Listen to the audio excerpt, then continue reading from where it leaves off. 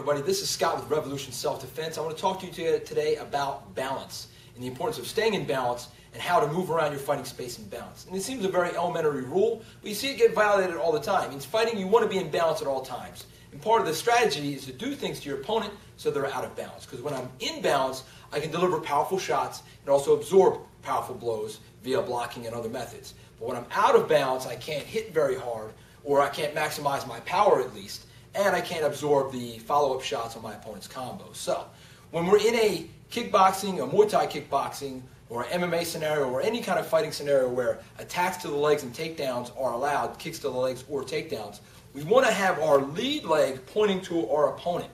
This is to keep us from getting our sciatic nerve exposed and getting kicked in the leg and it being very devastating.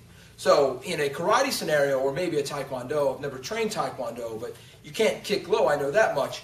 Moving around in this fashion might make sense because we can cover a lot of distance quickly. But in kickboxing, we're going to cover smaller distances when we move, but we have to protect our leg and not expose our sciatic to that kick. Same thing in MMA is with the hips. My opponent can take me down. If I turn my hips away from my opponent, my ability to stop his takedown is greatly reduced. So I want to keep my hips pointed towards my opponent at all times so I can protect against the takedown. Now, when it comes to moving around our fighting space in kickboxing or MMA, we're going to take smaller steps that ensure that we keep our leg protected from the kick and our hips protected from the takedown. So, the rule of thumb is this.